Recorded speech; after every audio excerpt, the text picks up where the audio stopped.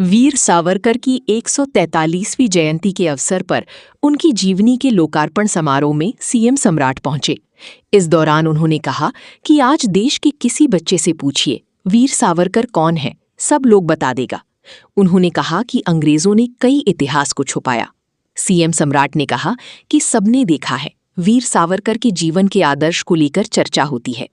पूर्व प्रधानमंत्री अटल बिहारी वाजपेयी जी, प्रधानमंत्री मोदी जी ने उनसे प्रेरणा लेकर काम किया और इसी प्रेरणा से देश आगे बढ़ रहा है। पूर्व प्रधानमंत्री अटल बिहारी वाजपेयी जी, प्रधानमंत्री मोदी जी ने उनसे प्रेरणा लेकर काम किया। इसी प्रेरणा से देश आगे बढ़ रहा है। सीएम सम्राट ने कहा कि 2047 तक विकसित भारत बनाने का सपना प्रधानमंत्री ने देखा है और पूर्व मुख्यमंत्री नीतीश कुमार ने बिहार विकसित करने का संकल्प लिया है। राज्य में हम शिक्षा के केंद्र को मजबूत करेंगे। राज्य के 534 ब्लॉक में सरस्वती विद्या निकेतन के नाम से मॉडल स्कूल बनाया जाएगा। हम ऐसी व्यवस्था करने जा रहे हैं जिससे प्राइवेट स्कूल से नाम कटाकर हमारी मॉडल स्कूल में लोग नामांकन करने लगेंगे। वो कहते थे कि हमने देश को आजाद बनाया और देश लगभग 20 वर्षों में ही पूरे देश के लोग तंग और तबाह हो गए। और जिस तरह इमरजेंसी लगाने का काम श्रीमती इंदिरा गांधी ने किया और भारतीय जनसंघ के लोगों ने पहले यही कहा कि हमारे लिए पहले राष्ट्र है, तब हमारी पार्टी है, तो अपने आप को जनता पार्टी के अंदर विलीन भी करने का काम।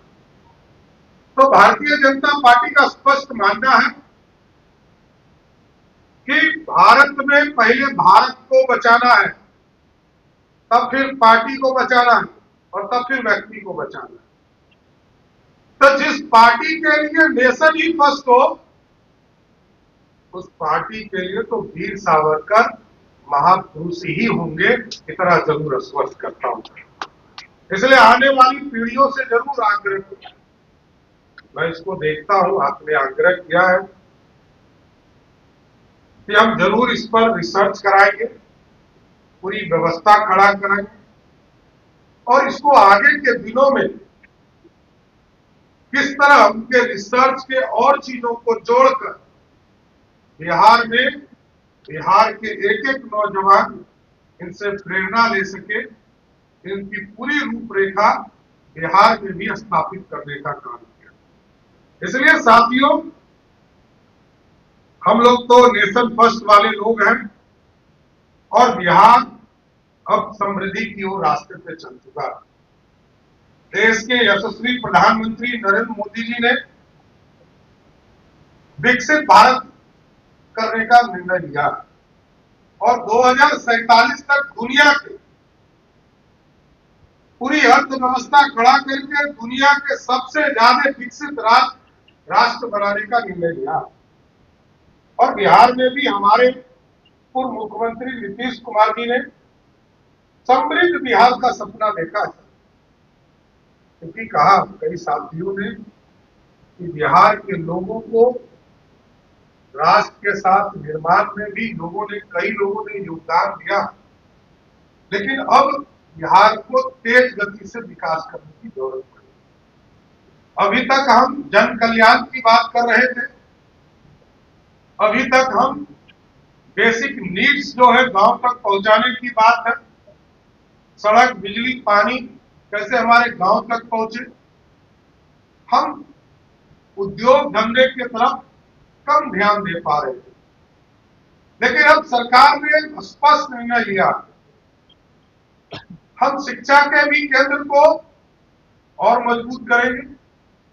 इसलिए हम लोगों ने मॉडल स्कूल की कल्पना की और मॉडल स्कूल जो सरस्वती विद्या निकेतन के तौर पर जाना जाएगा, 534 ब्लॉक में स्थापित होगा और उस केंद्र को इतना मजबूत करना है कि जिस तरह आज से 2000 वर्ष पहले इस मगध की धरती पर नालंदा यूनिवर्सिटी और विक्रमशिला यूनिवर्सिटी था और सीधे इस मगध में तीसरा जो यूनिवर्सिटी था वो तक्षशिला था, जो आज पाकिस्तान है।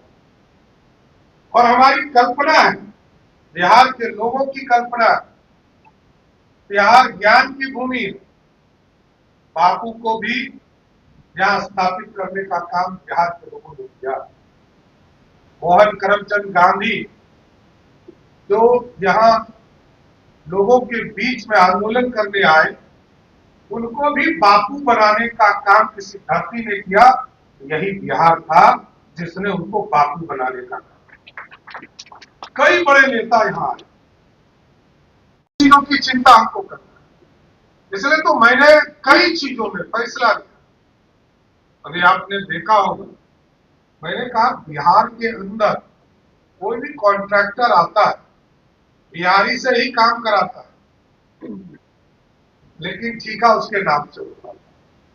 मैंने कहा 50 करोड़ तक के ठेके में L3 पर भी बिहारी होगा, काम भी बिहारी को ही मिलेगा, दूसरे को नहीं मिलेगा, क्योंकि बिहार का पैसा बिहार में लगे। बिहार की समृद्धि तभी होगा जब बिहार का पैसा बिहार में लग सके साथ। और जरूर मैं कहूंगा कि कल तक हमने जन कल्याण के काम किए हैं, इसलिए अब विभागों को भी मैंने कहा कि 3 भाग में बांटिए अपनी व्यवस्था को। एक, आपके जो एस्टेब्लिशमेंट है, हमारे लोग हैं जो हमारे नौकरी में है, उनके एस्टेब्लिशमेंट की चिंता कीजिए। जो हमारे जन कल्याण के कार्यक्रम आदरणीय प्रधानमंत्री नरेंद्र मोदी जी ने या नीतीश कुमार जी ने जिसको चालू किया, उसको हम 1/3 में चलाने का काम करें। और तीसरा, जो 1/3 बचेगा, उसे समृद्ध बिहार बनाने में राजस्व बनाने का व्यवस्था करना है, क्योंकि 3,47,000 करोड़ के बजट में हमारा संसाधन मात्र 60,000 करोड़ है। अभी मैं बीसीसीआई की बैठक में गया था, उद्योग विभाग चैम्बर ऑफ कॉमर्स, तो मैंने कहा कि उद्योग जगत में बाहर से तो लोग आएंगे, लेकिन सबसे पहले आपका भरोसा चाहिए, आपका विश्वास चाहिए। आप जो लगभग 1150 जगह पर व्याडा के द्वारा बिहार में उद्योग लगाने का काम किया जा रहा है, उसमें से लगभग 800 चालू हो गए, और हम लोग ये प्रयास में है कि आगे और भी पॉलिसी में चेंज करना हो, इसको चेंज करेंगे। जितने बिहार के बिहारी लोग पहले उद्योग लगाए हैं, उनको सर्वप्रथम चालू करने का काम हमारी सरकार करेगा, क्योंकि बिहारी जब तक समृद्ध नहीं हो, बिहार के लोग खड़े नहीं हो, तो दूसरा तो आएगा भी तो आप कहिएगा, अरे जब मेरा सरकार मेरी काम नहीं कर रहा, तो आपका काम क्या करेगा। इसलिए साथियों, एकदम पूर्ण रूप से बिहार की समृद्धि के लिए काम करना है, बिहार की अर्थव्यवस्था को खड़ा करना है। और जो वीर सावरकर ने राष्ट्रवाद के एक प्रतीक के तौर पर इस देश में आजादी के लिए लड़ाई लड़ने का काम किया है, मैं जरूर आश्वस्त करता हूं आप तमाम साथियों को कि वीर सावरकर के आदर्शों को बिहार की जमीन पर भी उतारने का काम करूंगा, इतना जरूर आश्वस्त करते हुए, क्योंकि हमें दिल्ली जाना है, माननीय उपराष्ट्रपति जी से मिलना है, और कल राष्ट्रपति जी को, महामहिम राष्ट्रपति जी से मिलकर उनको आग्रह करने वाला हूं कि बिहार आप आइए। और बिहार में जो हमारे यहाँ तिलका मांझी, तिलकपुर गांव है सुल्तानगंज के पास, वो महान स्वतंत्रता सेनानी के नाम पर एक मूर्ति बना है। हम लोग चाहते हैं, हम लोगों को मेरे से आग्रह किया था तिलका मांझी यूनिवर्सिटी के लोगों ने कि आप चलकर उसका उद्घाटन करें। हमारे लिए गौरव की बात है कि महामहिम आदिवासी समाज से आती है, और प्रथम पहली बार कोई आदिवासी समाज के लोग इस देश में महामहिम राष्ट्रपति बनी। तो मैं उनसे आग्रह करने वाला हूं कि आप चलकर बिहार की धरती पर जो तिलका मांझी यूनिवर्सिटी है, वहां उनका एक भव्य मूर्ति लगा है, उसका उद्घाटन करने का काम करें। इसलिए साथियों, मैं फिर से वीर सावरकर जी के चरणों में श्रद्धा सुमन अर्पित करते हुए अपनी बात को विराम देता हूं। बहुत बहुत धन्यवाद।